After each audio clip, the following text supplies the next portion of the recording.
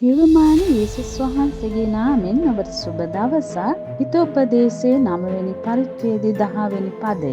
ප්‍රඥාවේ පටන් ගැන්ම නම් ස්වාමින් වහන්සේ කෙරෙහි බය වීමය.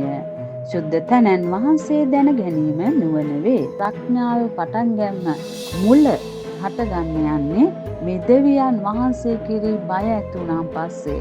ඉතින් ඔබ දන්නවා මේ එක රාජ්‍යාවලිය පොතේ 2 වෙනි පරිච්ඡේදයේ සලමෝන් රජතුමා දෙවියන් වහන්සේගේ ඉල්ලපු එක දෙයක් තිබුණා. ඒ තමයි ප්‍රඥාව. මේ සලමෝන් රජතුමා දෙවියන් වහන්සේගෙන් වස්තුවවත් ගෞරවවත් නෙවෙයි ඉල්ලුවේ, ප්‍රඥාව ඉල්ලුවා. ඉතින් දෙවියන් වහන්සේගේ වචනේ කියනවා ඔහු ප්‍රඥාව ඉල්ලූ බැවින් ඔහුට අන් සියල්ලම ලැබුණා කියලා. ඔබ දන්නවා ප්‍රඥාව කියන්නේ නුවණ දැනගැන්මයි. ඉතින් ඒක ලැබෙන්නේ ස්වාමීන් වහන්සේට බය වීම තුලයි. ඉතින් ඒකයි මේ හිතෝපදේශي කතා කරන්නේ ප්‍රඥාවේ පටන් ගන්න දෙවියන් වහන්සේ කෙරෙහි බය වීම කියලා. ඉතින් ඔබට ප්‍රඥාව හට ගන්න යන්නේ දෙවියන් වහන්සේ කෙරෙහි බය වීම තුල, ඒ වගේම උන්වහන්සේට සේවය කිරීම තුල, උන්වහන්සේට කීකරු වීම තුල ඔබට ප්‍රඥාව.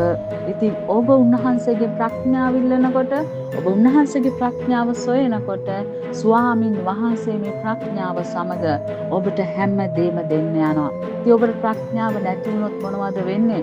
ඔබ කරන දේ වියුල් වෙන්න යනවා. ඔබ තැනින් තැන දුවන්න යනවා ඔබගේ ප්‍රශ්නට විසඳුම හොයමින්.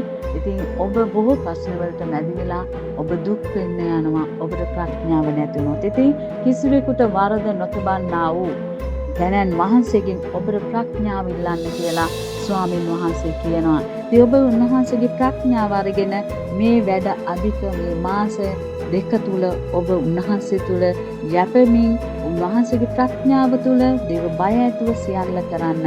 ඔබට ස්වාමින් වහන්සේ උපකාර කරමින් මඟ පෙන්වනසේක. ඔබට ජේසුස් ක්‍රිස්තුයි සුබ දවසක්.